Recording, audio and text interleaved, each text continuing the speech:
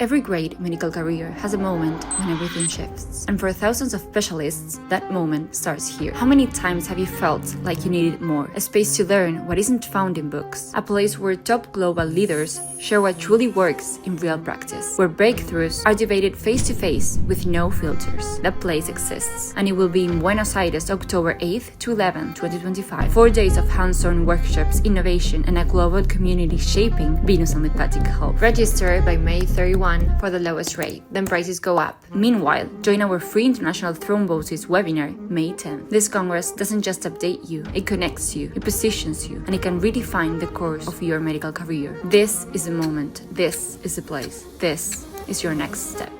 Thank you so much to all for joining, and good morning to everyone. This May 10th, 2025, and we are very few months from Buenos Aires 2025. 21st UIP World Congress. I want to share with you a great topic about thrombosis, and of course, being able to share this topic with great personalities in the world of phlebology and lymphology.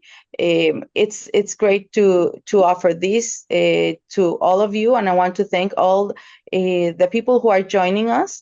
And I want to invite you to keep sharing with us. And first of all, I want to present to you Dr. Sergio Giannesini, who is the actual president of the UIP, for some welcoming words. Dr. Giannesini. Thank you so much, Dr. Guerrero. Thank you so much, Lorena. Indeed, in the UAP, we keep the formality of a very important institutional representation of phlebology and lymphology, but also we are among close friends as a global community, for which thank you so much, Lorena, and all the huge powerhouse we are having today, talking about a topic that is the topic, I would say, because the leading cause of preventable death is indeed our first concern, for which it's a huge honor having with us my personal hero, Professor Caprini, that you see always here near to my heart, and all the disciplines, if I can say so, that he spread around the world, and the ones who joined the campaign, for which I would take too much time to mention all the huge names we're having here, all of them representing scientific societies or communities for which we should always apply, as they do, the maximum morality and appropriateness in looking also at this topic of how to protect the best our patients from thromboembolic risk. So thank you so much to all the ones involved in the faculty and the ones who are joining this road to the event of this year that will be indeed the World Congress in Buenos Aires, and also, of course, the colleagues from Georgia who are already warming up for the event of 2027 that will be in Tbilisi. Thank you so much all. Thank you so much. And I want to present to you Dr. Sasa Lazarashvili. He is a great friend and also the medical director of the Xxi Cardiovascular Center in Tbilisi, Georgia, past president of the Georgian Association of Angiologists and Vascular Surgeons, and vice president of the International Union of Phlebology, UIP. Thank you very much, Lorena. I'm very satisfied that this cycle of the webinars grow up and become more intensive and intensive. And many of people are interested how to participate in this Congress, which conditions. And thank you to organizing the company or organizing the committee that they very often we have the new information about the Congress in Buenos Aires, and of course these two congresses in current year and 2027 in Tbilisi is I think it's very contributive, and we will during these webinars, we practically choose all the most important topics of the future program of the Congress. Thank you very much. And now, Oscar will. Yes. I want to present everyone, but I think everybody already knows him. But Dr. Oscar Bottini is the head of phlebology and lymphology service of the German Hospital of Buenos Aires, and is the actual chair of the UIP Congress and Events Committee. Dr. Bottini. Thank you, Lorena. Thank you, Sasa. Thank you, Sergio. Thank you, all of you, because it's a pleasure for me participating with the group in this webinar. And speaking Spanish for all Latin American group, quiero decir que es un placer para mí contar con estos especialistas, estos gigantes de la especialidad. Quiero agradecer muy especialmente a Mamuka, que nos está apoyando desde el Congreso 2027 para este Congreso 2025. Lo que queremos dar es una señal desde el UIP de unidad y de continuidad de todo un proceso que necesitamos habitar para el resto de los tiempos, buscando una real democracia a nivel mundial, con una representación equitativa en todo el mundo, para que todos nosotros podamos estar vinculados como una verdadera red, independientemente de lugares centrales del mundo. Así que esto es un honor para mí, tener estas webinars que muestren un camino y que ese camino nos dirija directamente al Congreso Mundial 2025. Imagino que al final tendremos una presentación para contarles todos los tópicos sobre los que estamos trabajando. Y para ustedes saber que estamos trabajando 24/7 y que vayan enviando toda la información que tengan, todo lo que quieran poner, si están realizando alguna práctica que a ustedes les parece novedosa o que les parece que puede aportar a la comunidad mundial, por favor envíennos sus abstracts, envíennos sus presentaciones o los temas que quieren estar participando como secretarios, como chair, como coordinator en las reuniones, y nosotros los estaremos apoyando siempre desde aquí. Gracias, Lorena. Thank you, Dr. Bottini, as always, for sharing so much, always with us and everyone. And can you see the screen? Yes? Yes, Yes? we can. Okay, perfect. So this is just, I want you to take this screenshot, and remember, these are all the ways in which you can participate in the UIPs, in the scientific part. But of course, please feel free also to contact us, and we can follow up on any doubts or issues that you might have. And we want to aid you as much as possible. For you coming to Buenos Aires is a great experience. And there are different highlights and multi-specialty sessions and a lot of interesting things I'm going to share. But I'm going to go ahead and thank you again for joining on this Thrombosis webinar with great personalities from the world of phlebology and lymphology. I know further, I want to present to you Dr. Caprini. Dr. Caprini, it's really an institution. He's an emeritus North Shore University of the Health System, and is an international expert in thrombosis prevention and creator of the Caprini risk score. And now I'm going to present Dr. Caprini's talk.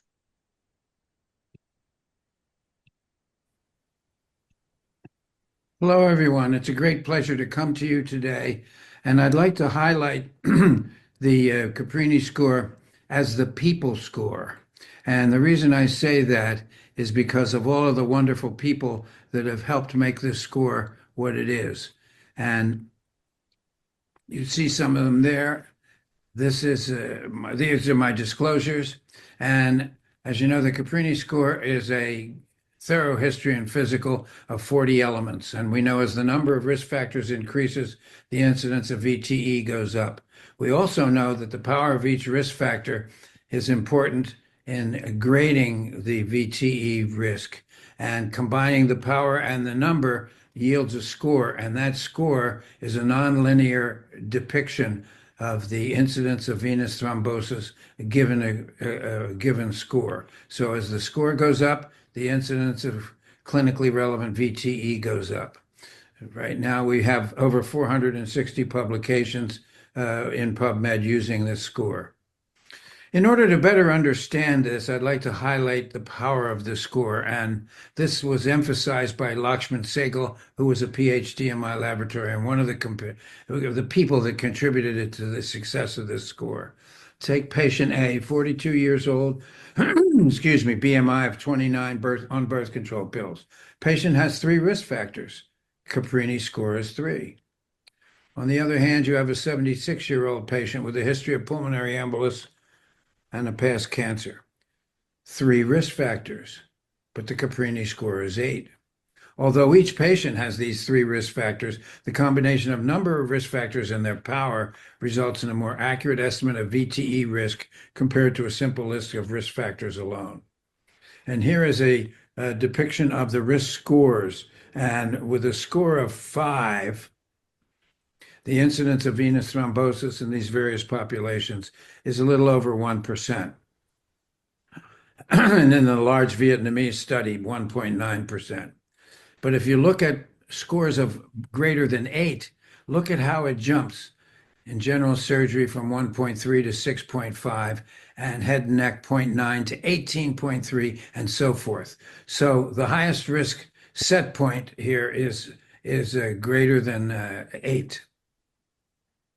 Now, what is the missing link? Just like there is a disconnect between this rider and the motorcycle, so there is a disconnect between evidence and its execution. And in order to reduce the incidence of VTE, one requires mandatory implementation of appropriate care pathways in order to keep the VTE incidence down. It's not down yet. The incidence of fatal PE is still rising. Now let's take a look at the landmark studies. There's 18 of them, excuse me, from Boston University in their protocol. They had a high incidence of venous thrombosis, well above the average. You can see here is the national average. And what they did is they instituted this program that those patients that got less than 5, you could do what you want during hospitalization. But if the score was 5 to 8, they had to have 7 to 10 days of low molecular weight heparin. And the compliance for that was 89% in the beginning. And if the score was over 9, it was 9 and above, they had to have 30 days of low molecular weight heparin shots, and the score was over, and the compliance with that was 77%. So look at over time how that has stayed low. And the reason is those doctors that were skeptical in the beginning turned out to want to be part of the success of the program, so they joined in. Another thing is the hospital worked out a plan so that every patient that needed it would get it, because they serve the indigent population. And this is a poster child for the United States. So in conclusion, the risk assessment procedure must be followed in order to prevent venous thrombosis, including fatal VTE events. Family history of thrombosis and obstetrical complications are key. You must keep track of those, all 3 levels of family history. The score is a dynamic instrument and must be updated during hospitalization and at discharge. And this goes with any score, but specifically with the Caprini score. Extended prophylaxis following discharge is important for patients with high-risk scores in any of the models. Mandated use of evidence-based algorithms employing nudge techniques to ensure compliance are suggested. And in order to get compliance, peer reviews, financial incentives, practice audits, or leading by example are important. And depending upon the country, the healthcare system, local culture, and ability to collect data, these procedures may vary. So, at the end, know your Caprini score and save your life. Take a look at my website. It's got all 130 videos and all 461 PubMed listings on there. And also a very valuable additional app is the VWin app from the VWin Foundation. So I'd like to thank all of you for listening to this, and I hope you all have a great day. Thank you very much.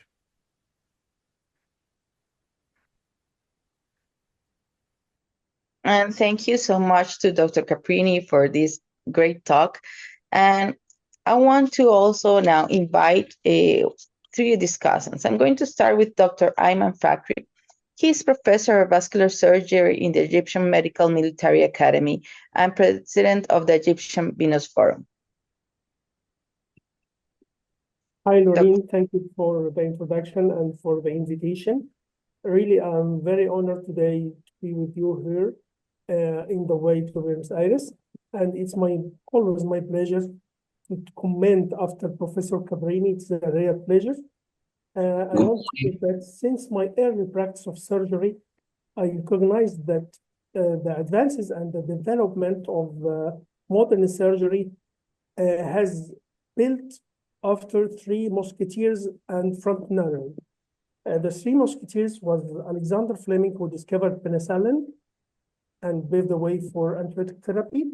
Gay McLean, who discovered heparin, and Paracelsus, who made ether and started the work of modern anesthesia. And all these giants made the way to combine our great giant today, Professor Joseph Caprini. I want to tell you that after implementation of Professor Caprini score, he could succeed to downgrade the incidence of post-operative VTE from the range of 280 to 65% that before implementation of Caprini score, that dropped dramatically to 9 to 15% after the implementation of this great risk assessment model. And even in plastic surgery, they can drop the incidence to 5.85% after using this score and implementation for 60 days extended therapy of anticoagulation therapy. I don't have enough words to say we are all in debt for Professor Caprini for his great risk assessment model and the implementation of his score that paved the way for further development and further procedure in plastic surgery and all other aspects of surgery and medicine. Thank you, Professor Caprini, and thank you for you all. Have a nice day. Thank you so much, Dr. Caprini.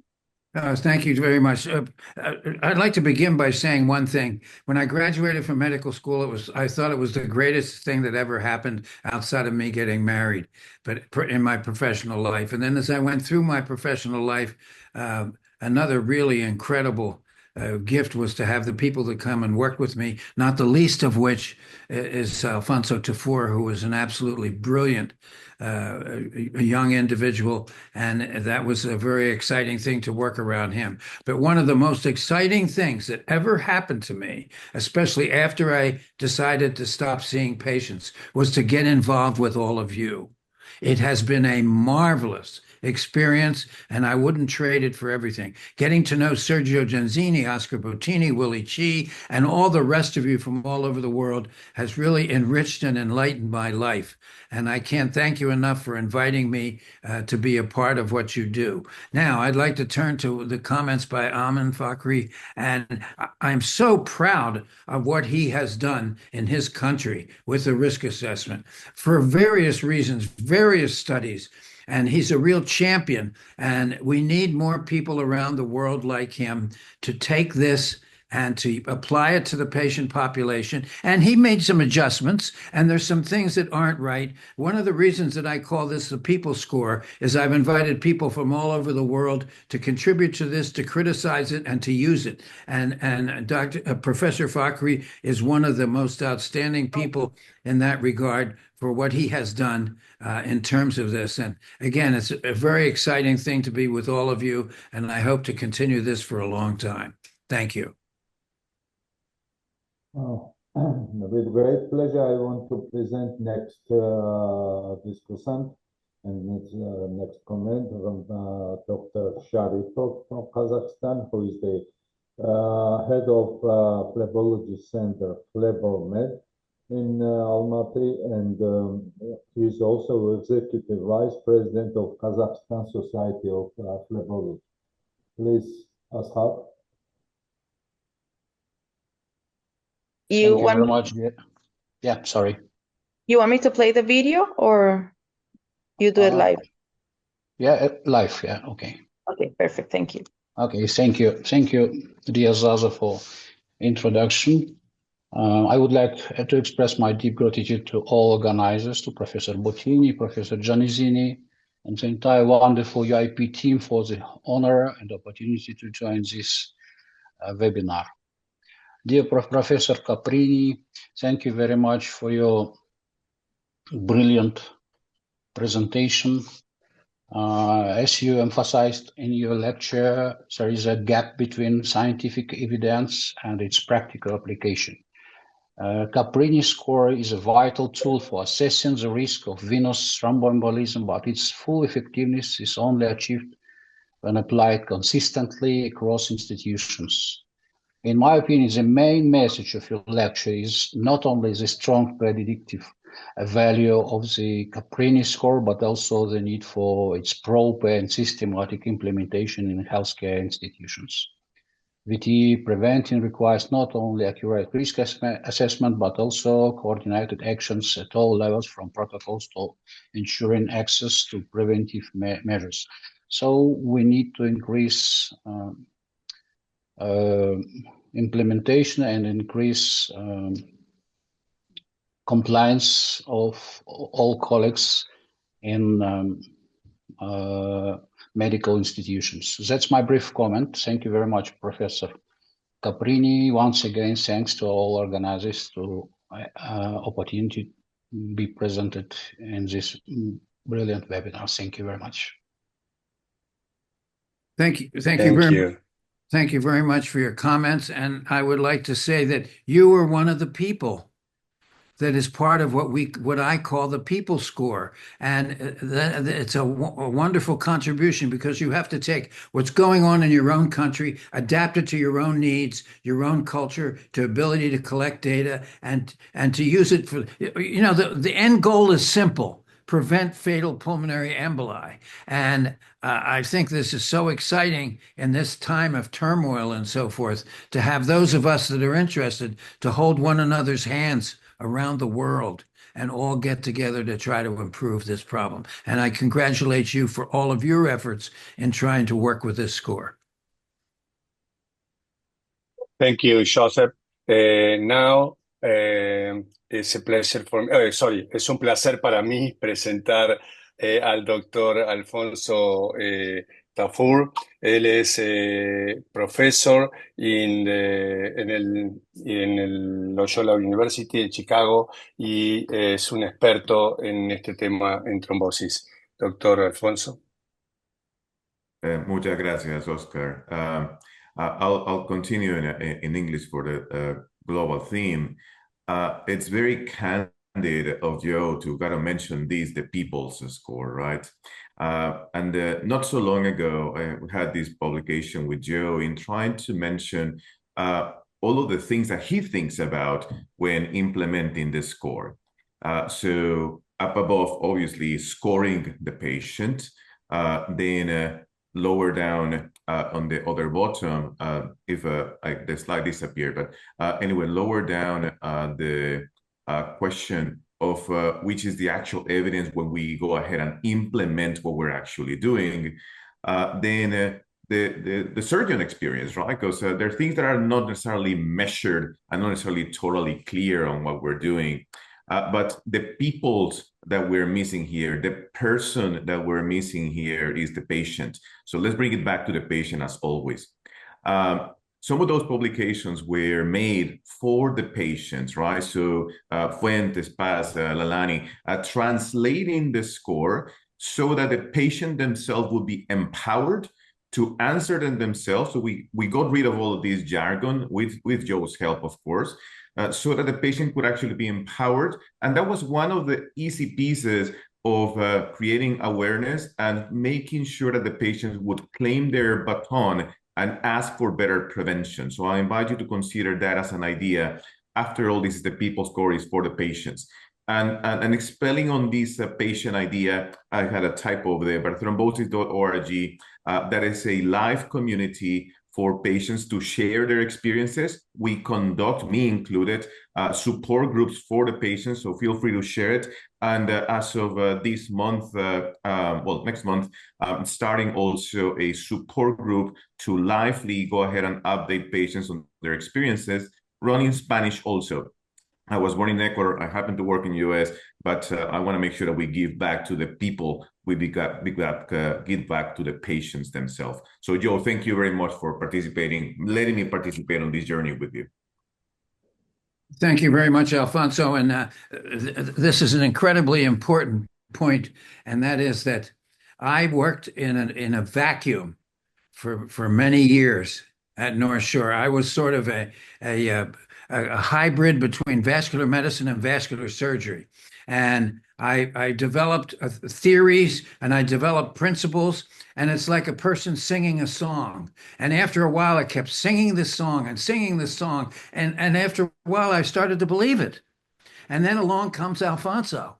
And one of the most exciting things was that, and he's a loving, constructive person. And in a loving, constructive manner, he helped to shape my song and take what he really liked from my song and make it better. And it's the dream of every professor to put out a curriculum and have the young people come on, make it better, which again is for the improvement of the world. So again, it's another very exciting development in my life, and I'm very indebted. And I'm so happy that Alfonso is an integral part of my life to this day. And I really appreciate everything he's done to make this people's choice even better. Thank you very much, Dr. Caprini. Thank you for this all times very interesting presentation, and all time is a very important discussion. Now we have some raised hands there. Yeah. Now is the next presentation, varicose veins and venous thromboembolism risk, what to do. The present is presented by the Associated Professor of Vascular Surgery, Dr. Nutawut Shemsatanavasabi from Thailand. He's also the chief of the Venous Forum in Thailand Vascular Association. Please, Nutawut.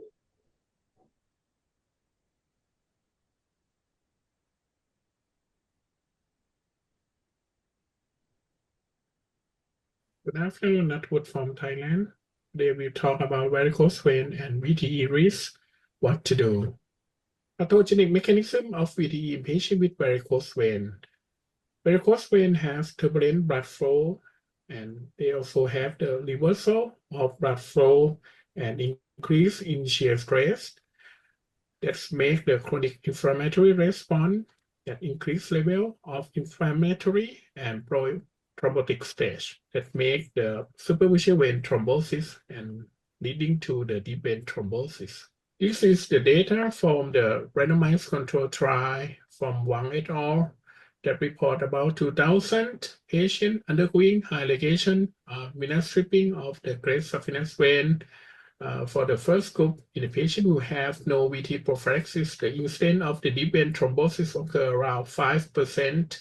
In the patient who receive the prophylaxis by the subcutaneous low-dose unfractionated heparin 3 times daily, and who receive the low molecular weight heparin once daily, and the patient who also receive the low molecular weight heparin twice daily, they are lower incidence of the deep vein thrombosis. And the deep vein thrombosis in this way occur in the popliteal vein, and more proximal deep vein thrombosis occur in the patient who did not receive the VT prophylaxis. And for the breathing complication, there are increased incidence in the patient who received the subcutaneous low-dose unfractionated heparin. For the VTE after minimally invasive varicose vein surgery, this is the data from the registry that include about 1,800 limb. They found that NEDVT occur around 3%, and symptomatic deep vein thrombosis occur around 0.5%, and this occur in the higher risk of the Caprini score, and there are no bleeding in the patient who received the anticoagulant prophylaxis. For the duration of anticoagulation, if patient receive only the single glomerular weight heparin injection, EVT occur around 8%. And if the patient receives up to 7 days, EVT is decreased to 4.2%. So in this protocol, if the patient have the history of VTE, the prophylaxis should be prolonged to 7 to 30 days. There are some reports showing that VTE prophylaxis have no benefit in the patient who have the low risk or moderate risk of the VTE. So the VTE prophylaxis should provide in the high-risk patient, including the patient who have the previous deep vein thrombosis, the patient who have the family history of VTE, patient who have the known thrombophilia, obesity, neoplasia, and concomitant intervention, and elevate CRP and D-dimer. For the ESVS guideline in 2022, for the patient with superficial vein incompetence undergoing intervention, risk assessment for venous thromboembolism is recommended, and individualized thromboprophylaxis strategy should be considered. This is another guideline from the UK, and they also recommend to assess all patients of the VTE risk and bleeding risk using the target VTE risk factor, such as the Caprini score or other score, and they suggest to offer the pharmacologic prophylaxis when VTE risk is higher than the bleeding risk. They recommend to use the glomerular weight heparin, Vandaprinax, or duplex. And they recommend to avoid elective varicose vein surgery in the patient who have the symptom of COVID within 90 days. For the VTE risk factor to consider for the varicose vein surgery, including the personal or strong family history of the VTE, known thrombophilia, reduced mobility, obesity, that means the BMI more than 30, hormone therapy, active cancer, chronic prothrombotic medical condition, and superficial vein thrombosis, and COVID-19. If the patient have low risk of VTE, maybe no treatment required, just prescribe the 1 dose or 3 dose or 3-day treatment of VTE prophylaxis is enough. If the patient have additional risk, maybe extend prophylaxis to 7 to 14 days. If the patient have high risk, extend prophylaxis should be prescribed for 4 to 6 weeks. This is the anticoagulant that recommend for the VTE prophylaxis, including the enoxaparin 40 mg once daily, or rivaroxaban 10 mg once daily, or apixaban 2.5 mg twice daily. And they also recommend to avoid intervention within 90 days of the COVID-19. Conclusion, patients who will perform the varicose vein surgery should be evaluated with the risk assessment for the VTE. And anticoagulant prophylaxis with glomerular weight heparin or duplex for prevention of EVT should be prescribed in high-risk patients for 7 to 30 days. Thank you for your attention. Good afternoon. Thank you so much for Dr. Nuttawut for the great presentation. And now we're going to continue with the comments of our discussants. I want to present to you Dr. Imre Biari from Hungary. He's a vascular surgeon in the A+B private clinic from Budapest, Hungary. Dr. Thank Biari. you very much. Yeah, thank you very much. First of all, I'd like to say thanks for the organizers to participate in this very high-level meeting. I share my screen.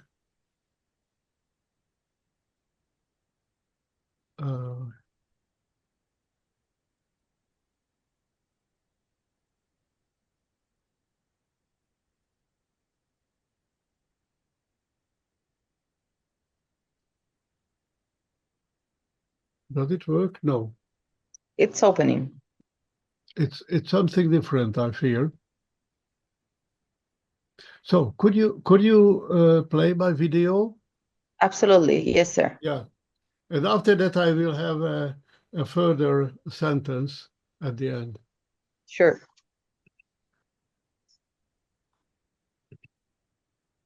Dear colleagues, ladies and gentlemen, this is a comment to varicose vein and VTE risk, what to do presentation.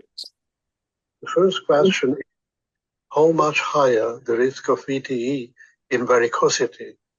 A large cohort study in Taiwan found that the ratio of thrombosis in the individuals with varicose veins is 0.65%. In non-varicose patients at the same time is 0.12%. This means that the risk of DVT in varicose vein patients is 5.3 times higher. What to do? It is recommended to do varicose vein surgery. But the next question is, what is the risk of VTE during varicose vein surgery? According to most studies, it is about 0.5 to 2%. In everyday practice, there is no detailed examination on the risk assessment. And about 40% of VTE is unprovoked. This means we don't know what is the reason of deep venous thrombosis. This is why we give chemical thromboprophylaxis to every patient without selection. With this technique, VTE dropped to 0.1%. There were no bleeding complications in any of our 3,400 endovenous varicose vein surgery. Thank you. Well, what I'd like to say is that we are also using the Caprini score because it is excellent, but this means that we select the patients who require a little more than the basic doses. So I think it is also an important point. Thank you very much. Thank you, Professor. Sasa? Yeah, okay. For the next comment, I want to introduce Professor Majid Moini from Iran, Professor of Vascular Surgery from Sina Hospital and Tehran University of Medical Sciences. Please, Majid. Thank you for thank you, Zaza, for inviting me to this great webinar. I have a recorded video. Could you please play the video, and then maybe I add some sentences. Thank you. Perfect. Before playing the video, I see Dr. Caprini has a raised hand. So please, Dr. Caprini. Yes, thank you very much. I just wanted to comment on that presentation that of those 3,400 patients. That is a classic example of what I was talking about. You take a set of principles, you adapt them to your area, you make your own decisions about how to implement it in your own practice, and I salute the authors of this, and I think it's another great example of what we need to do. There is no one road to Rome. It has to be modified and changed according to circumstances. And who can argue with 3,400 patients in a low risk? On top of that, I think it's really important that, although I don't usually advocate giving everyone a dose of anticoagulation, separating out those that are at very high risk and giving them longer periods of anticoagulation is brilliant. So again, I'd like to commend the authors. It's again another example of how human beings can adapt and improve this. And what's the end result? The end result is saving lives, decreasing the incidence of VTE. Thank you very much. Thank you. Thank you. I'm going to share Dr. Moini's comment. Thank you for inviting me to comment on this challenging topic. I would like to show you two studies. The first one is a case control study of 625 cases. It showed that varicose vein were a significant risk factor for DVT, but the risk varied with age. It means that you can appreciate here superficial vein thrombosis as risk factor for DVT. For varicose veins with patients about 45 years old, the risk of DVT is the same as SVT, but for older patients, that as the age increases, the risk of DVT decreases.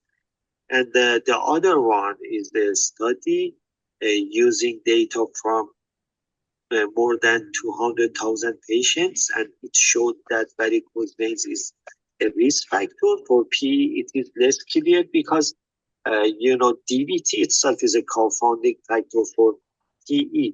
And this life table showed that the risk of DVT increases over time in patients with varicose veins.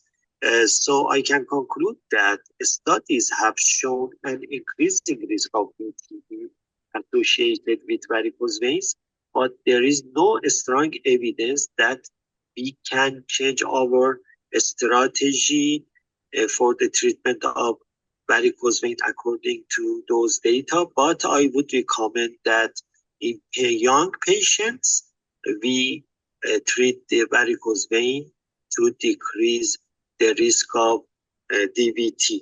I thank you for your attention. Thank you, Professor, for your intervention.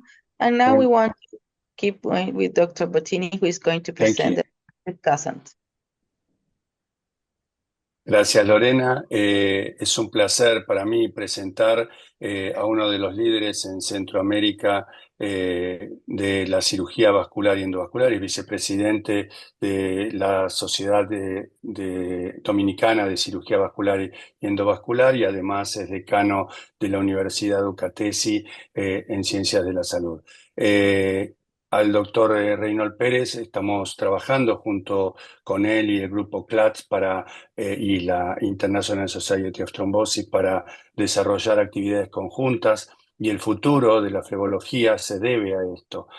Así que quiero presentar al doctor Reynold.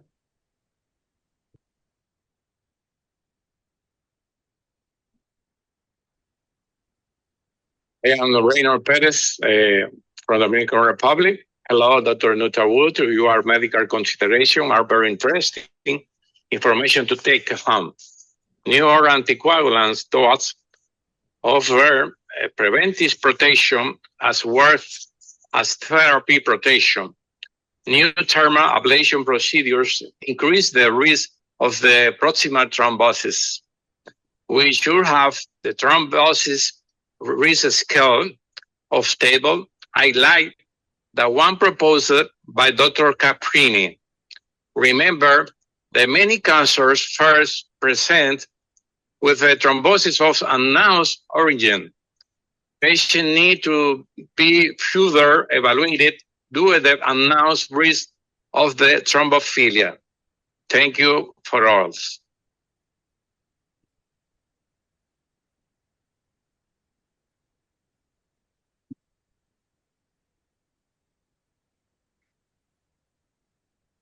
Thank you very much for the participation.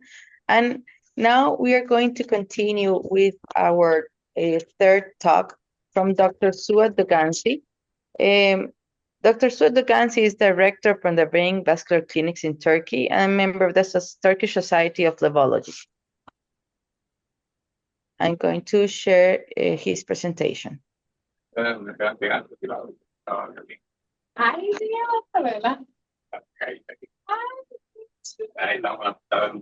Dear colleagues, first of all, I want to thank the organizing committee for including me to the VITALE program. Today, I will talk about the thrombus management. We know that from the present guideline about the management of venous thrombosis, here we have some recommendations related with the therapies. For the patients with the provoked proximal deep vein thrombosis, of course, anticoagulation treatment over 6 months or longer should be considered. And for patients with the same group, DOACs are recommended over a vitamin Ka antagonist as a principal treatment phase. And also in those groups of patients, with a risk factor other than malignancy, anticoagulation beyond 3 months should be considered after evaluation of the risk factors, and also for the same properties. With a minor trend in risk factor, we should also weigh the risk of bleedings with periodic assessments. And for patients with unprovoked proximal deep vein thrombosis, DOACs is recommended over the treatment with the low molecular white heparin and also the vitamin K antagonist. And for patients, the same group, reassessment of bleeding is recommended before continuing of any anticoagulation of drugs. Also, we should weigh if there is a low or moderate risk, either we should extend the treatment or not. And for the patients with unprovoked deep vein thrombosis requiring extended anticoagulation beyond 6 months, use of a DOAC like apixaban, rivaroxaban should be considered.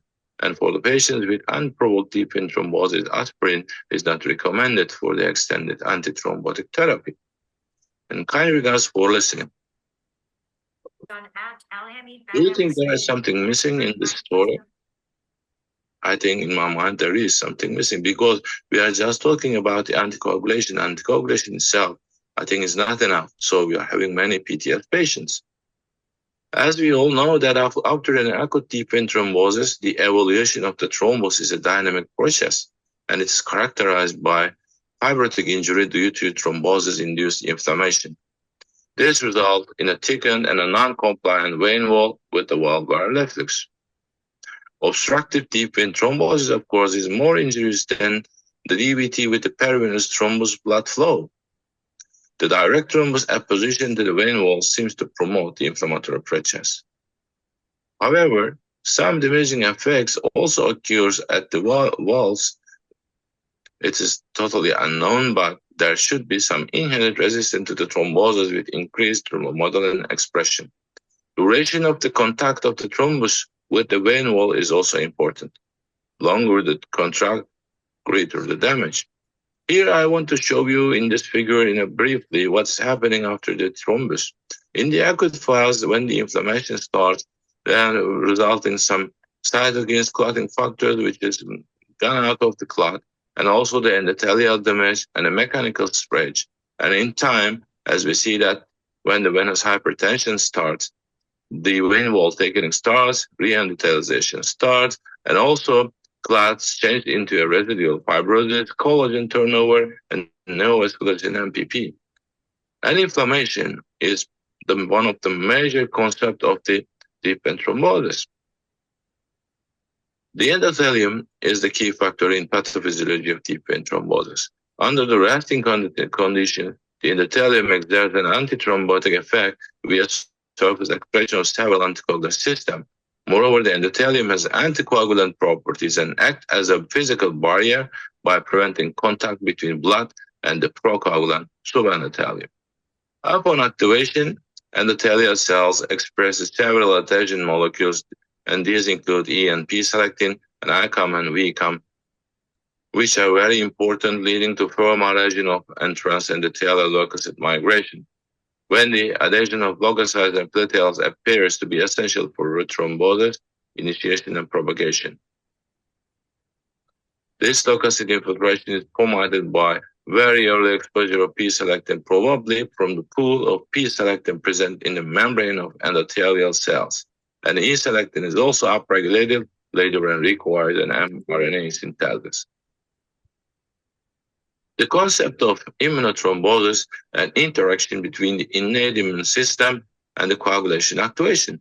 In particular, it has been shown that neutrophils can promote thrombosis by NATs, neutrophil external traps. These are the structures mainly composed of decondensed DNA, citrulline histones, neutrophil enzymes, and the other citrulline histones followed by chromatin decondensation. The process of NAT formation can promote by several stimuli, but in this context, NATs contribute to clot formation and thus mobilize the pathogen. However, NATosis triggers also include cytokines and activated platelets, which is a crucial factor in deep vein thrombosis. Even these NATs are also resistant to the fibrinolysis. They might contribute to the impairment of thrombus resolution in the pathophysiology of PTS. When we look at this figure, which I like very much, this is the normal situation before a thrombotic event. And when the thrombus starts, there are the knot formation, which are, as you see, formed by the platelets, neutrophils, and also the other degraded parts of it. So, and as I said before, although we use any thrombotic therapies, any thrombolytics, we are not able to clean the veins because of the nets, and nets are there and they continue the inflammation. So just opening the vein is not enough. So we have to find a solution also to stop the inflammation on the vein wall. And several mechanisms, including fibrinolysis and matrix remodeling, involve the thrombus resolution and wound healing. The nature and time course thrombus resolution may have a major impact on the occurrence of PTS. And inflammation, particularly through leukocyte recruitment in the thrombus and the vessel wall, has also an important role in the thrombus resolution. Neutrophils promote fibrinolysis through urokinase release and vessel repair through the production of collagenase and MMP9. And concerning the MMPs, macrophage MM is particularly involved in the thrombus, and interestingly, MMP9 inactivation didn't impact the thrombus formation, but did have a significant effect on thrombus resolution and the recovery of vessel wall elasticity with the greater wall complaints. And this makes that MMP a potentially available therapeutic target. Although MMP2 is also involved in thrombus resolution, it is expressed later than MMP9. Inflammation, therefore, has a significant impact on post-DVT vessel scarring, vessel recanalization, fibrosis, compliance, and lastly, valve damage, which is another major factor in the pathophysiology of PTS. Lastly, the increased venous pressure observed in PTS probably favor local cell infiltration into the vessel wall and contribute to the maintenance of a local pro-inflammatory environment in the damaged vessels. So I also made some literature research, and I want to share some of the important which I found. As a conclusion, my friends, it has been clearly established that inflammatory processes are involved in the pathophysiology of deep vein thrombosis and may have a significant role in the development of PTS. Changes in several plasma biomarkers attest to this inflammatory process, but none has showed clear clinical value for PTS prediction. The close relationship between inflammation and coagulation means that any therapeutic approach that targets both ways is of potential value. Whereas several anti-inflammatory drugs have been evaluated, the lack of well-designed, large-scale clinical trials means that no firm conclusions can yet be drawn. Kind regards for listening. Thank you very much, Suat. Excellent presentation. And now I want to introduce first discussant. It's Dr. Alfredo Prego from Uruguay, President of Uruguayan Society of Phlebology and Lymphology. Please, Alfredo. Buenos días. Muchas gracias por dejarme participar en esta excelente oportunidad. Felicitar al doctor Doganzi por un approach muy afinado de los detalles inflamatorios de la enfermedad. Y quería hacer solamente un comentario y dos preguntas para el doctor Doganzi. El comentario es el siguiente. Este tema se discutió hace 48 horas en un webinar que hicimos con el Colegio Argentino de Cirugía Venolinfática, y entonces estuvimos hablando de las guías y de los tratamientos. Entonces yo pienso que con respecto a las guías, ni que hablar, que apoyo la idea de mantener y de concientizar sobre las mismas, pero pienso que hay que universalizar la evidencia, pero debemos regionalizar las recomendaciones. Las guías no son leyes que una vez promulgadas hay que cumplirlas sin ninguna discusión, sino que tenemos que tratar de amalgamarlas y de saber que el mundo tiene diferentes regiones con diferentes realidades y que entonces para un mejor funcionamiento de las mismas debemos hacerlo. Segundo, me gustaría preguntarle al doctor Doganzi, ya que habló de la parte inflamatoria de la trombosis, que cada vez está más presente en las discusiones, sobre la participación en el tratamiento de la trombosis aguda de las estatinas. El doctor José Díaz, un querido amigo que ha investigado mucho, encuentra similitudes con el uso de la estatina en la resolución de la trombosis y en la prevención de la misma, como tiempo atrás usamos las estatinas para estabilizar, por ejemplo, las placas a nivel de la bifurcación carotidia. Entonces, una de las preguntas, y ya sigo con la siguiente, es si está usando estatinas en el tratamiento de la trombosis y si le parece que, a pesar de que faltan muchos estudios para poder normatizarlas, tienen un futuro en el tratamiento de la misma.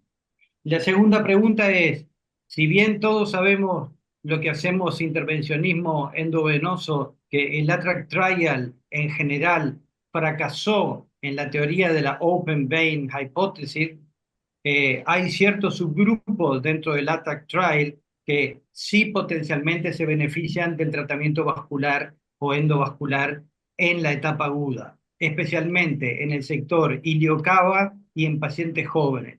Entonces, la otra pregunta para el doctor es si en su servicio estos pacientes o cuál es el criterio de selección de los pacientes para hacer terapia intervencionista en las trombosis iliocava. Muchas gracias, doctor.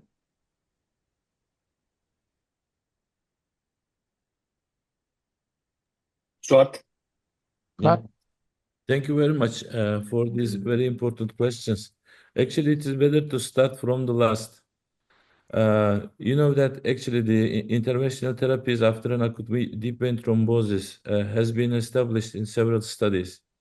We know that we don't have very good scientific support from the published studies before, like ATTRACT, KEVA, or KEVIN trials. However, we know that if there's an iliocaval involvement, and if the inflow vessels like popliteal vein and below is open, and for those patients with, let's say, phlegmasia, with highly clinical problems, endovascular and endovenous treatments, like whatever you use, actually, it's a thrombolysis or it's a thrombectomy part, like the pharmacomechanic or total mechanic thrombectomy methods we are now, which is available on the market very well. We can use whatever we have, actually, from country to country, related to reimbursement. The choice of the tools that you are using is changing a lot. But if the patient is severely symptomatic and if they are, let's say, like an descending deep vein thrombosis or ascending deep vein thrombosis, you know, we have several different patients. Those patients are the good candidates for interventional therapies. However, if it comes to your previous question as well, the open vein hypothesis itself, it doesn't mean that as long as we open the vein, it doesn't stop the process afterwards, because when the vessel wall contact with the thrombosis itself, at that time the inflammation starts. And as I mentioned during my presentation, even the nets formed during the let's say deep vein thrombosis process, they are resistant to the fibrinolytic treatment. We think that we open the vein, but we are not stopping the inflammation after such a therapy. That's why just not making any therapy, just giving the anticoagulants or just making an antifibrinolysis inside the vein, we are not treating the pathology wholly. Actually, we should also start to make some additional therapies to stop the, let's say, inflammation happening after the deep vein thrombosis. At the moment, you mentioned about statins, and we don't have too much, let's say, scientific data supporting the usage of statins after deep vein thrombosis. And according to the published data, none of the anti-inflammatory drugs so far shows an effectivity on the inflammation of venous thrombosis, inflammation in the vein wall. So actually now there are some studies ongoing, like this use of interventional studies, which are using a vessel wall, a vein wall, let's say they are applying the corticosteroids on the vein wall following the, let's say, antifibrinolytic or mechanical therapies. Those studies now, we have actually very few, let's say, data about it, showing us 1 year and 2 years data following steroid admission to the vein wall. It gives us actually some promising results following that type of therapies. However, actually, if you look at the, let's say, literature, there are some studies showing us that P-selectins and E-selectin inhibitors showed us good results following there. But these are very less experimental and including very few data. But in the future, I believe that not only anticoagulants, but using some anti-inflammatory drugs, by this way, we will prevent mostly the post-thrombotic syndrome. However, we are now in the beginning, but which I want to highlight that we should please keep in mind inflammation, not only the anticoagulation or not opening the vein. This is the message which I want to give as a whole in my presentation. Joe, your hand is here. Oh, I'm sorry. So this, ladies and gentlemen, is one of the most powerful and important concepts I can imagine. The body doesn't work in absentia. Those of us clotters work on clotting, and the inflammatory doctors, they work on inflammation. The antigen antibody doctors, immunologists work on that. That's not how the body works. The body puts things together like an intricate piece of a jigsaw puzzle. And this was so evident. It was first postulated by Oscar Ratnoff. And then if Oscar Ratnoff were alive in 2020, he would have had a field day, because COVID-19 was the embodiment of what he termed the tangled hemostatic web. And the most important thing, and I encourage everybody to listen carefully to what was just presented and to go out and start doing more research and to get it out of your mind that this is just about clotting. It's not about clotting. And the other thing that I'm very, very passionate about is this artificial distinction between provoked and unprovoked clots is an artificial distinction, because when the body makes a reaction, its reaction doesn't depend on an etiology solely. And that's why in my practice for many years, and Alfonso has adopted a lot of this, is that before we stop anticoagulation in anybody, we might wait to see what their residual vein damage is, what their D-dimer is, their factor VIII level, their ristocetin cofactor, all together. And I think it's a very important concept. So thank you very much for bringing this to our attention. And this is really, all you young people, this is the next frontier. Inflammation and thrombosis, they're inextricably aligned. And I'm sorry to talk so much, but I want to say one more thing because it's really important. In people that die, you can age their clots by histologic examination of the clots. And that's absolutely critical, especially in medical legal cases, because clots that are fresh, there's not very much inflammation, but after a few days, inflammatory fibrocytes come out from the vessel wall, invade the clot to keep the clot in place so it doesn't embolize. But if you don't give anticoagulation, of course, then it can embolize. So the role of inflammation in elucidating the incidence of the etiology and time course of fatal pulmonary emboli for medical legal purposes is absolutely astronomically important. So thank you very much, and brilliant lecture. Gracias, Joe. Professor Alfonso. Thank you very much. Me too, I definitely enjoyed the talk. For us to remember that on the varicose triad, it looks as if we had forever forgotten the endothelial part. Just recently, we had publications understanding cytokines and simple, cheap things as neutrophil leukocyte ratio, NLR ratios, strongly relating to mortality of patients with acute pulmonary embolism. So just to make sure that we continue to pay attention to the inflammatory part. Now, I heard this comment about the ATTRACT trial, and indeed, even though on the sub-analysis of some of these trials, it looked as if there's a group that may benefit. I just want to make sure that we stress the study ATTRACT was never powered to detect that variation. So it's sub-analysis. I personally don't send patients to intervention only because they are that individual, only because they're young. But when they have failed at least 24 hours of conservative therapy, we consider that. We are running right now the CTRACT trial. So CTRACT trial is NIH funded. We might finish it by the end of this year. And what we're doing is randomizing patients to endovascular therapy on the iliac disease to open that iliac vein in patients who have already received at least 3 months of therapy. We're following patients for up to 24 months and looking forward to the results. I don't know what it's going to show, but basically, we hopefully by the end of the year, we'll start having more information on how to treat these individuals on the chronic evaluation of post-thrombotic syndrome. Just want to give you a heads up on CTRACT coming up, hopefully by the end of the year. Professor Thank Genesini? you, Professor. Oh, see, perfect.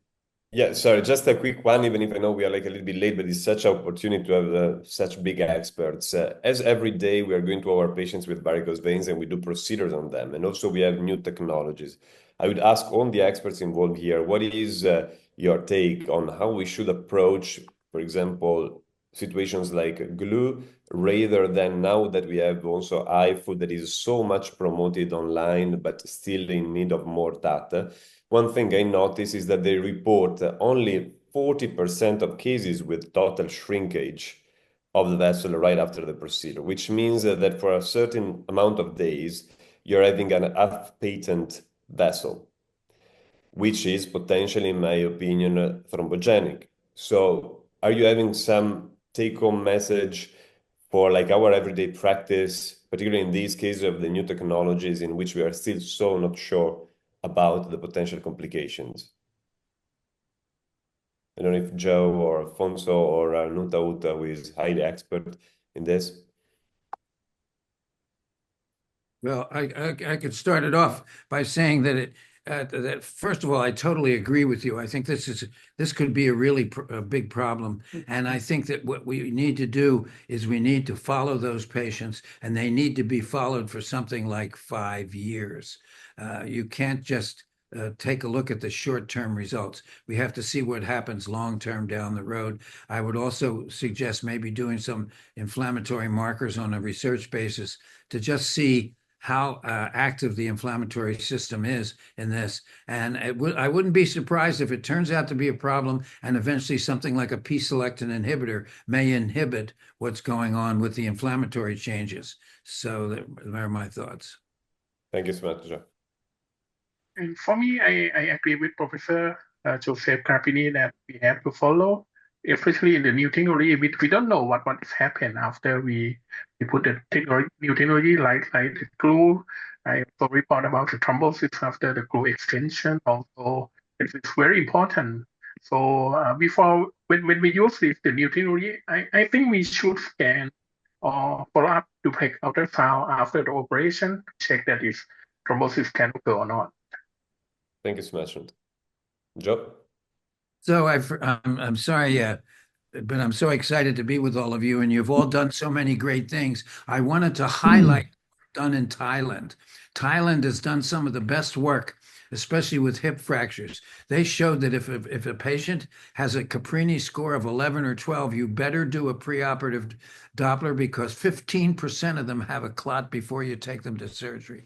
And that and some other accomplishments from the Thais are absolutely incredible. And I didn't want to miss the opportunity to congratulate them because we have a Thai representative in our midst. Yeah, thank you, Professor Caprini. Gracias. So use your score for application for screening for the preoperative DVT before surgery in outpatient now. Thank you so much. Thank you. Thank you all. Now continue with our friends. Dr. Pierluigi Antignani is a honorary member of the UI, and Dr. Pierluigi worked together with the Congress to 2025. Then Pierluigi, please. Yes, thank you, Oscar and the other organizer for the kind invitation. And I congratulate Suat for the very interesting presentation, as usual. But I have a different question to discuss. What is the role of surgery in the treatment of patients with VTI? There is some conditions such as a very important iliacofemoral thrombosis, polytraumatic patient, but there is the main indication for the surgical treatment of thrombosis. Consider also that the aim of our work is to reduce not only the pulmonary embolism, but also the post-thrombotic syndrome. And the elimination of thrombus is mandatory in this case.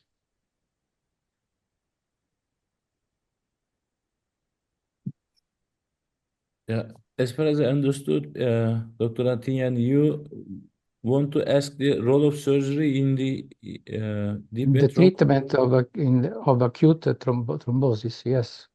Actually, as you Because it's mentioned, important to reduce the post-thrombotic syndrome, for example, not only for the pulmonary embolism. yeah, actually, you are right. Anyhow, let's say cleaning the thrombus inside the vein, whatever the tool you use, is our main importance aim. However, as I mentioned during my presentation, whatever the tool you are using to cleaning the thrombus inside the vein, you can clean it. It doesn't matter you do it surgically or you do it some interventional methods. If the patient is asymptomatic, highly symptomatic, you know that sometimes even you need to make some fasciotomies as well in a very let's say phlegmasia patient. Sometimes even you need some fasciotomies procedure as well. However, whatever, if you don't have any tool, we have the surgery to clean up the vein inside. It works definitely. I definitely believe in surgery if it's a very highly symptomatic patients. But however, we still sometimes we clean up the vein in surgical way, or if we do it in some interventional methods. Yeah, many of those patients unfortunately progress to the post-thrombotic syndrome. I know that we have such a negative ratio. The size of the vein and the recanalization has a negative balance. If it's a larger vein, the recanalization rate is low, and it's a small vein, they recanalize more. And you see that if it's iliocaval or involvement, those patients, even though you clean inside the vein, unfortunately, many of them progress to the post-thrombotic syndrome. This is very important. And for those patients, I think, including the central veins, we should be very sure about if we clean the vessel wall very well. So I think whatever the technique we use, I think we should also incorporate IVUS to check what we done. And if we are still missing something that we should clear, we should. However, as I mentioned, many of those unfortunately going to PTS. That's why we have to do something more to those patients. Thank you very much for this question. Thank you very much, Dr. Swat. And before giving the word to Mamuka, I want to present everyone Dr. Mamuka Bokuchava from Georgia. He's a full professor at the Tbilisi State Medical University, deputy director of the Boko Memorial Cardiovascular Center and the Boko Memorial Cardiovascular Center. Dr. Mamuka. Thank you so much, Lorena. Thank you so much for all speakers, and especially for the Suat, my question is very small and to continue with Professor Antinian's question. What do you think about the benefit? Is the benefit same when endovascular procedures or the patients for the provoked and unprovoked thrombosis? In case of unprovoked and provoked, what is the benefit? Is the same benefit for all patients or it's different? Thank you. Thank you, Mamuka. Actually, as Dr. Joseph Caprini mentioned a little moments ago, actually provoked or non-provoked. I think the reason is not that important, but the endpoint is important because those patients, even if it is provoked or unprovoked, they have the thrombus, and this is the end product of whatever the cause. So we have the thrombus there, and due to the thrombus, we have the inflammation there as an end result. And the idea is whatever the result is, we have to clean inside the vein. We have to make the thrombus resolution, or we have to clean whatever the technique we use. But at the end, I think there can be some hereditary, let's say, coagulation problems for the patients. The issue is actually the benefit of what we do, even it's interventional or it's surgical or medical. If we clean the vein inside, all those patients benefit from whatever the treatment we use them. But the issue is, if there is some for example, the hereditary problems, the duration of anticoagulation may be affected following the treatment. And even if we consider it still, I think sometimes, as Dr. Joseph Caprini already mentioned, the time itself is not the issue. We should check the total resolution of the thrombus, whatever the scar tissue inside the vein, how did the vein wall reacted to what we did. So we have to consider all of this. Actually, we know that sometimes D-dimer itself has been used as sometimes discontinuation of the therapy, but we know that there are several articles showing that D-dimer itself is not a good criteria to stop anticoagulation. Maybe sometimes we need longer durations of anticoagulation for those patients. And I want to also highlight that we still don't know that even the thrombus morphology itself is totally different from maybe every patient to patient, and also several hereditary, let's say, pathologies like the let's say factor V Leiden mutation and some others. We know that thrombus morphology is totally different from one pathology and the other. If you look at the literature, we find that factor V Leiden mutation patients has small thrombus pathologies, which is mainly affected the FEMPOP levels. So even we still don't know that the thrombus morphology itself after a deep vein thrombus is still the same from every patient, or it is different. Definitely, I believe that every patient has a different thrombus morphology. I think we should, as Dr. Joseph Caprini mentioned, in maybe some post-mortem studies, we have to even still focus on thrombus itself and vein wall itself. So we still don't know many things. We have to focus all those thrombus morphology and vein wall changes after an VT. I think this is a very difficult thing that we have to still focus on more, just not opening the veins. So we have a lot of things to do. Thank you very much. Thank you, correct. Thank you.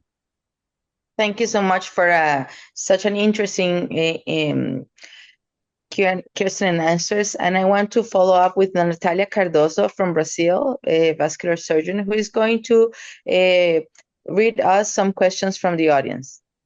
Hi, everyone. It's a pleasure to be here. I have the first question from Dr. Santiago de Salas from the British Hospital in Buenos Aires, who congratulates all the presents and would like to ask about the rate of DVT and PE after endovascular treatment is very low. Is it justified to perform prophylaxis in all patients with DOACs or with low molecular weight heparin in all of them, or should we perform on an evaluation for each patient individually?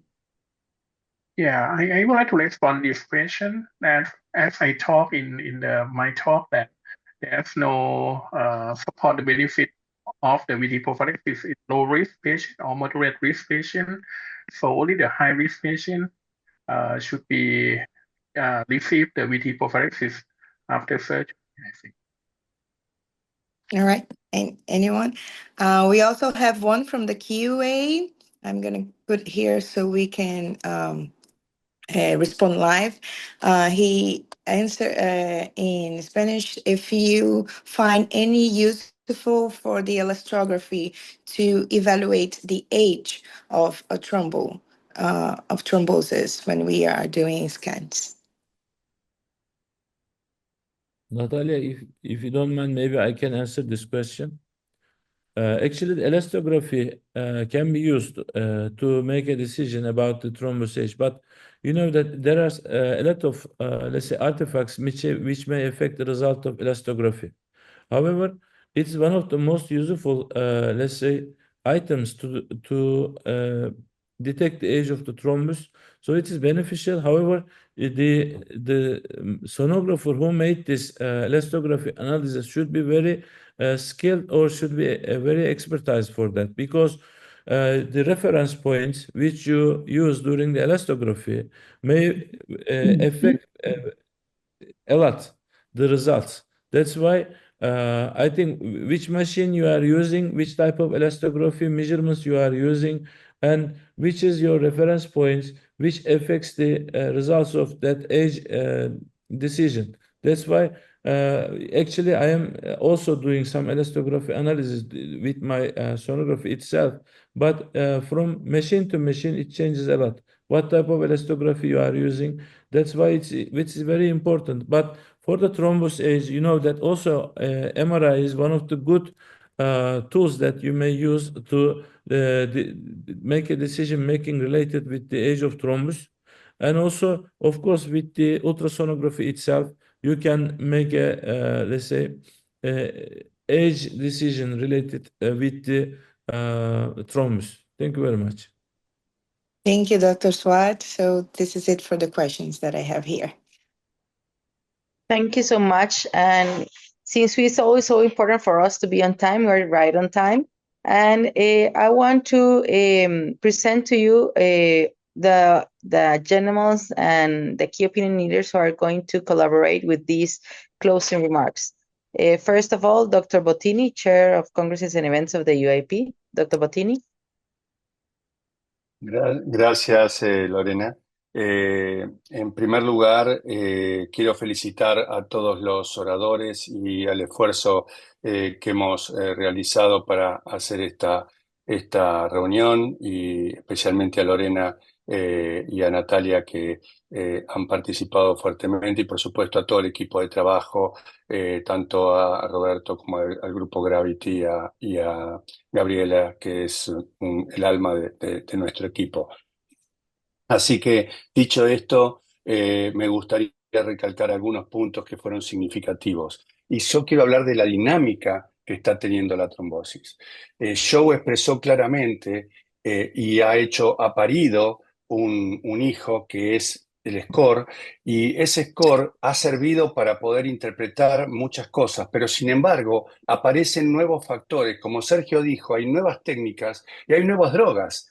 Y esas drogas son más fáciles de usar, más sencillo, y esto nos cambia la conducta y el atrevimiento a usarlas con más facilidad, porque lo que antes era un mayor riesgo de sangrado, hoy es menos riesgo de sangrado, entonces nos permite ir teniendo un cambio sustantivo, no solo en los pacientes a los que se aplica, sino en quienes lo recetan. Por eso es que estamos incorporando el trabajo multicéntrico con distintas especialidades. Nos parece que es fundamental esto en el futuro. Debemos pensar que nosotros agredimos a los pacientes cuando tratamos las venas, y en ese momento estamos tomando también un riesgo de trombosis sobre todos estos pacientes, y tenemos que tener la capacidad de saber cómo resolver estos problemas. Por eso estamos aquí sentados y estamos aportando a la audiencia todo esto, y todo esto va a ser mucho más tratado en el futuro en nuestras reuniones. Pero sin lugar a dudas, de estos trabajos tienen que salir nuevos consensos de todo el mundo, con la participación de todo el mundo. Así que quiero hacer hincapié en las palabras de Sergio respecto a las nuevas tecnologías que están aplicando. Joe dijo, bueno, hay que esperar 5 años, pero mientras tanto hay que hacer las pruebas y hay que tratar a estos pacientes. Entonces, hay cuestiones entre la ética y el desarrollo tecnológico que tenemos que ir cuidando y adaptando. Y esto va a ser un movimiento permanente. Así que quiero felicitarlos a Joe por haber parido un hijo, pero somos nosotros los que tenemos que criar a ese hijo y avanzar y avanzar y avanzar para que la trombosis sea mejor manejada cada día. Así que les agradezco a los speakers y a los oradores. Muchas gracias. Thank you, Dr. Bottini. And now I'm going to share a video from Mamuka. Dear friends, colleagues, and dear Oscar, I extend warm greeting on behalf of Georgian vascular surgeons and angiologists. Congratulations on the successful hosting of an impressive webinar regarding venous thrombosis, which I think is very, very important part of venous disorders. Special thanks for all speakers for the great presentations. I'm confident that with your support and the effort of our Latin American counterparts, the October meeting in Buenos Aires will be truly unforgettable. We eagerly anticipate it, especially as we prepare the next meeting in 2027 in Tbilisi, the capital of Georgia, where we aim to make an even greater impact. Hosting the Congress of Georgia, which historically played a crucial role of Silk Road, holds significant importance for the development of phlebology and nephrology in our region and West Asia countries alike. First step of this field, Silk Vein Road International Meeting in 2024 in Tbilisi, with many international speakers and attendees. Please know that we have always appreciate your unwavering support. Together, I hope we can navigate this challenging to yet passionate journey. Let's continue to collaborate. We are committed to hosting scientific webinars loading up to Buenos Aires, and we invite you to contribute your ideas and insights. We always remember the words from the coat of arms of country of Georgia: strength is in unity.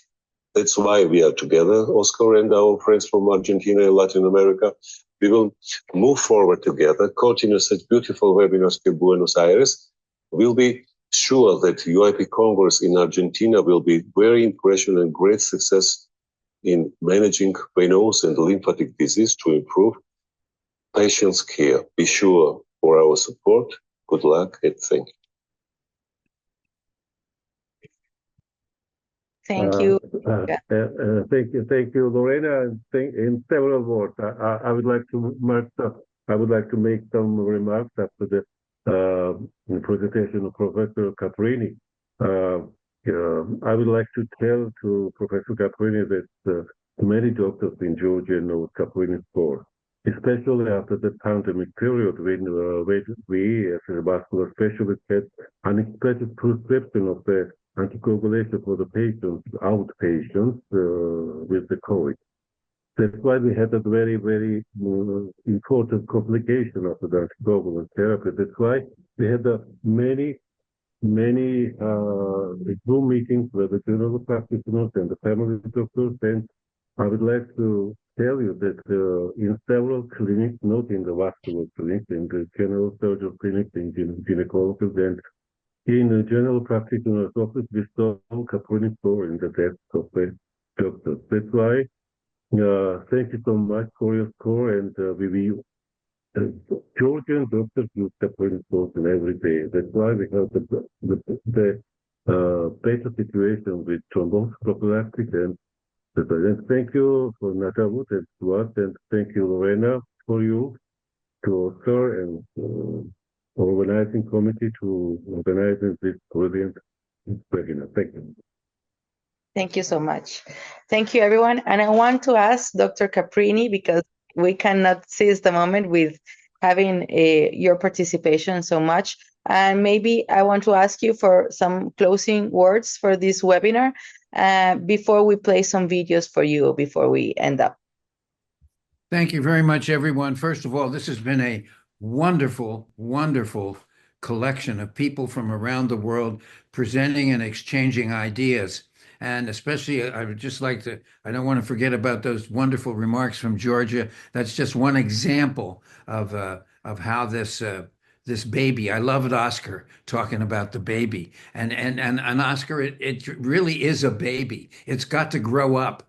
And maybe one of the ways it grows up is with artificial intelligence, and we'll see about that. But there's several really important things here. First of all, the adage that just because the score works and identifies people doesn't mean we stop there. We have to keep probing, keep looking, keep improving, keep refining the score. Remember, every patient needs individual assessment. That's number one. Remember also that you can't, I don't want you ever to look at another paper that lists risk factors without knowing the power of those risk factors. It's not important that the patient has 4 risk factors. It's what are their power. So the power of the risk factors is very important. And that's particularly aimed at the orthopedist, where some of those risk factors, although there's only a few, are very, very powerful, like a fracture. That's another thing. Then we have to continue our zeal to lower the incidence of fatal pulmonary embolism by applying mandatory implementation of evidence care pathways.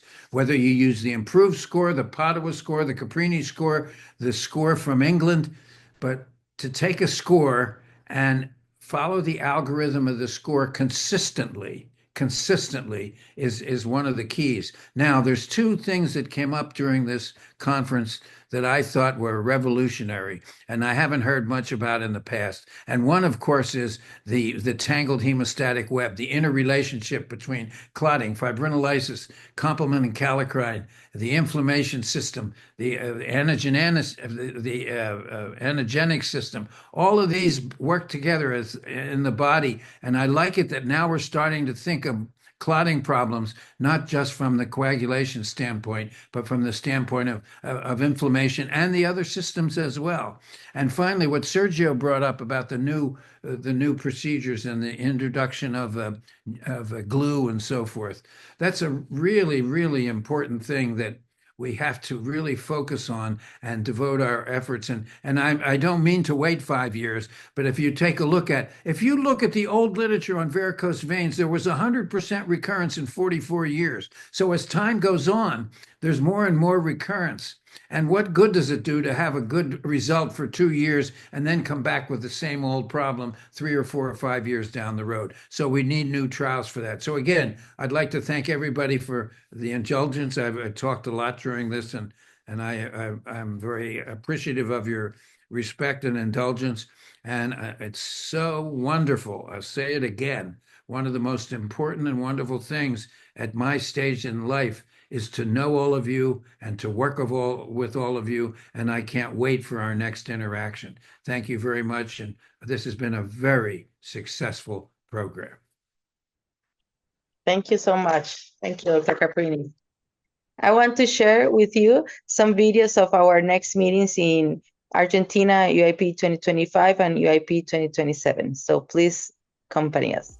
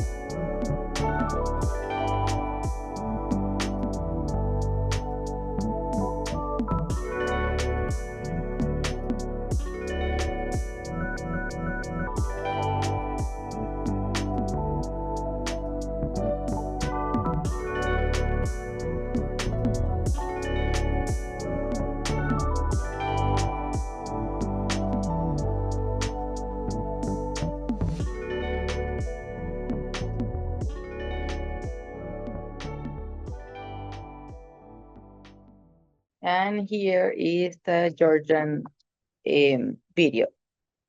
Welcome to Georgia, a land of ancient heritage and vibrant culture. Nestled at the crossroads of Europe and Asia, this unique country has countless stories to tell and wonders to visit, spanning millennia. On behalf of the Georgian Association of Angiologists and Vascular Surgeons, I'm honored in inviting you to consider Georgia as the venue for the 2027 UIP World Congress. As per the nature of our hosting society, the country doors are fully open to all the world and for a multi-specialty approach, allowing all the attendees to learn from each other, exchanging experiences while networking in a truly stunning scenario. Also, in this sense, we remain at your vain world service while waiting for you in Georgia in 2027 and whenever you would like to join us.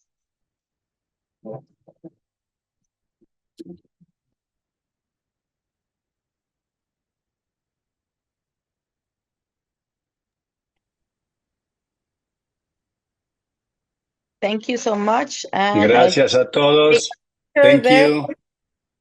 There you go. Nice to see you. Thank you for joining. Thank you so much. See you next time. Thank you. See you next time. Thank Bye. you. Thank you for the next month. Thank you. Bye-bye. Bye-bye.